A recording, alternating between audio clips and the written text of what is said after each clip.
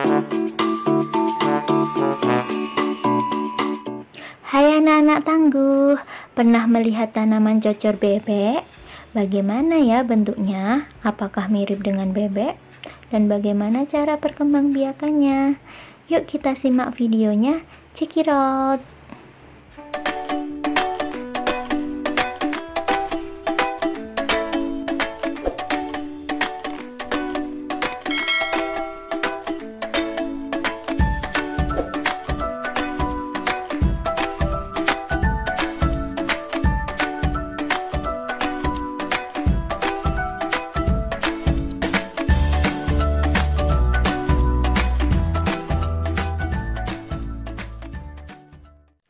Assalamualaikum warahmatullahi wabarakatuh. Halo anak-anak tangguh. Hari ini kita akan membahas tentang perkembangbiakan pada tumbuhan. Seperti yang telah dibahas di video sebelumnya, perkembangbiakan pada tumbuhan dapat dilakukan secara generatif dan vegetatif. Namun yang akan kita bahas di video kali ini hanya perkembangbiakan vegetatif saja. Perkembangbiakan vegetatif pada tumbuhan dibagi menjadi dua, yaitu vegetatif alami dan vegetatif buatan.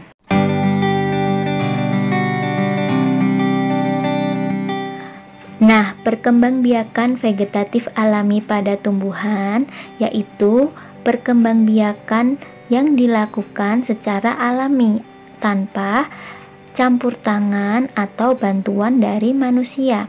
Yang pertama, tunas. Yang kedua, umbi. Yang ketiga,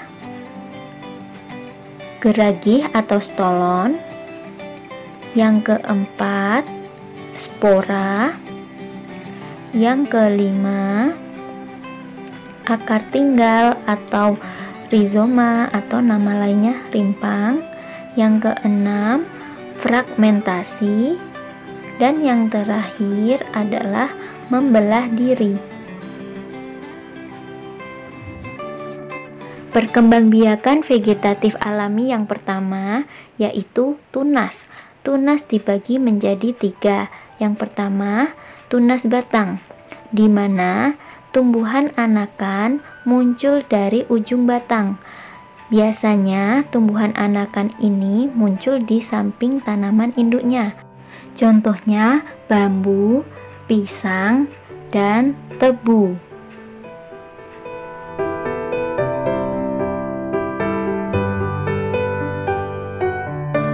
Tunas adventif daun, di mana tumbuhan anakan muncul dari ujung daunnya.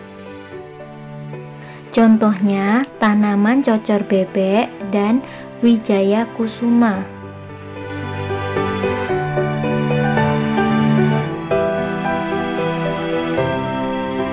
Tunas adventif akar, yaitu di mana tumbuhan anakannya muncul dari ujung akar.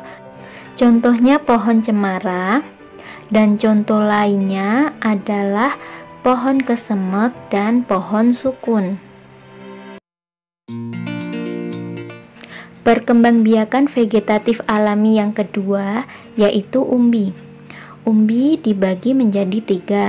Yang pertama, umbi lapis. Umbi lapis adalah umbi yang terbentuk dari tumpukan pangkal daun yang tersusun berlapis-lapis. Contohnya bawang merah, bawang putih, bawang bombay. Contoh lainnya yaitu tulip dan bakung.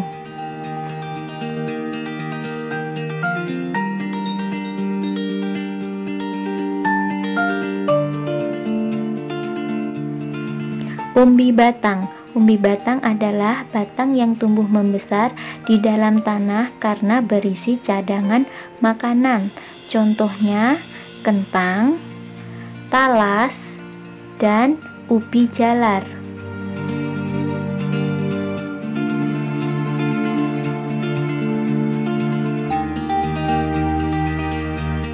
Umbi akar. Umbi akar adalah akar yang tumbuh membesar karena berisi cadangan makanan.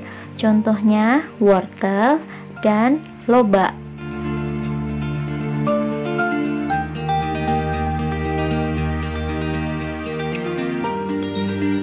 Perkembangbiakan vegetatif alami yang ketiga yaitu geragih atau stolon.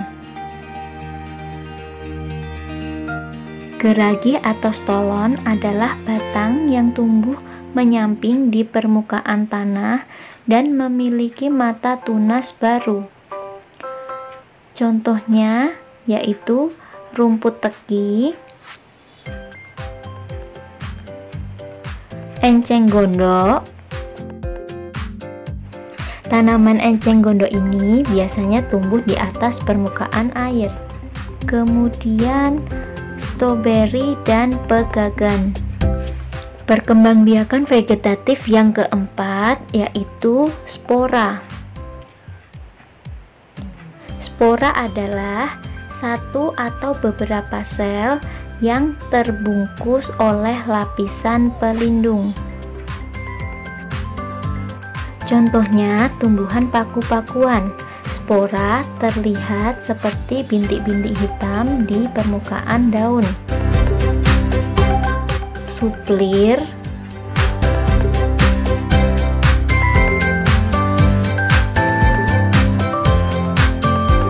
tanduk rusa. Tanaman tanduk rusa ini bentuknya mirip dengan tanduk hewan rusa. Ganggang, bisa ganggang hijau atau ganggang biru.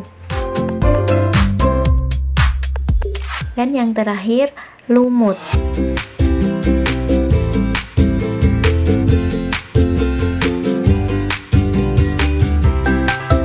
Perkembangbiakan vegetatif alami yang kelima yaitu akar tinggal atau rizoma atau rimpang. Akar tinggal adalah batang tumbuhan yang tumbuhnya menjalar di bawah permukaan tanah dan dapat menghasilkan tunas dan akar baru dari ruas-ruasnya. Contohnya adalah tanaman rimpang-rimpangan seperti jahe, lengkuas, temulawak, kunyit, dan kencur. Perkembangbiakan vegetatif alami yang keenam adalah fragmentasi. Fragmentasi adalah perkembangbiakan dengan cara memutus atau memotong bagian-bagian tubuhnya, dan setiap bagian potongan tubuhnya akan membentuk individu baru.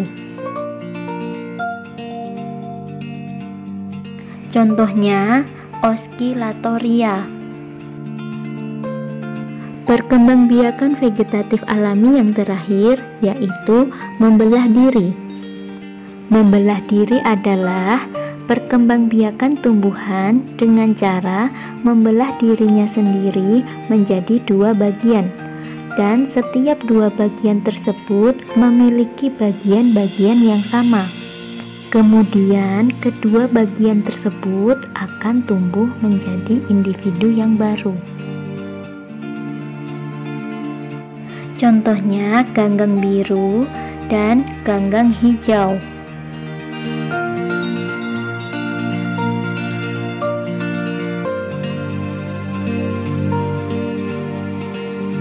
Nah, selanjutnya adalah perkembangbiakan vegetatif buatan pada tumbuhan.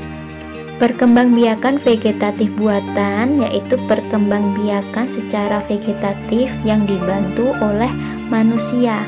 Yang pertama, stek. Yang kedua, mencangkok. Dan yang terakhir, merunduk. Nah, okulasi atau menempel dan mengenten atau menyambung adalah metode yang dilakukan untuk memperbaiki jenis tanaman agar buahnya lebih baik, bukan untuk memperbanyak atau mengembangbiakan tanaman. Perkembangbiakan vegetatif buatan yang pertama yaitu stek. Stek adalah metode memperbanyak tanaman dengan menggunakan potongan tubuh tanaman bisa batangnya, daunnya, atau akarnya. Stek batang berarti adalah mengembangbiakan tanaman dengan menggunakan potongan batangnya. Contohnya pohon singkong atau ketela pohon dan mawar. Contoh lainnya yaitu kangkung, tebu, jambu air, bunga sepatu, kelor, dan euforbia. Stek daun berarti menggunakan potongan bagian daunnya, yaitu contohnya tanaman cocor bebek dan lidah mertua atau nama lainnya sansevieria. Selanjutnya, daun mint. Contoh lainnya yaitu ada kaktus, lidah buaya, begonia, dan seri rejeki. Stek akar berarti yang digunakan untuk mengembangbiakan tanaman yaitu bagian akarnya. Contohnya sukun, apel, dan cemara. Perkembangbiakan vegetatif buatan yang kedua yaitu merunduk. Merunduk adalah metode memperbanyak tanaman yang dilakukan pada tumbuhan bercabang panjang dan merundukannya ke tanah. Contohnya apel, melati, bougainville, stroberi, arbei, dan sirih.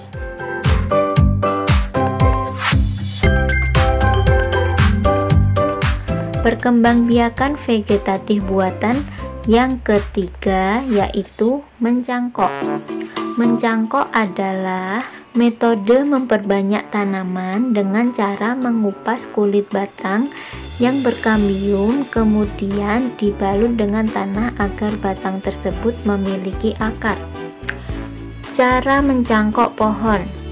Yang pertama, pilihlah pohon yang kira-kira memiliki kualitas yang bagus. Setelah memilih pohon yang akan dicangkok, kupaslah kulitnya, kemudian bersihkan kambiumnya. Tutup menggunakan tanah subur, dibungkus dengan kain atau sabut kelapa atau plastik yang telah dilubangi. Siram secara rutin. Dahan cangkokan yang telah berakar kemudian dipindahkan di media tanam.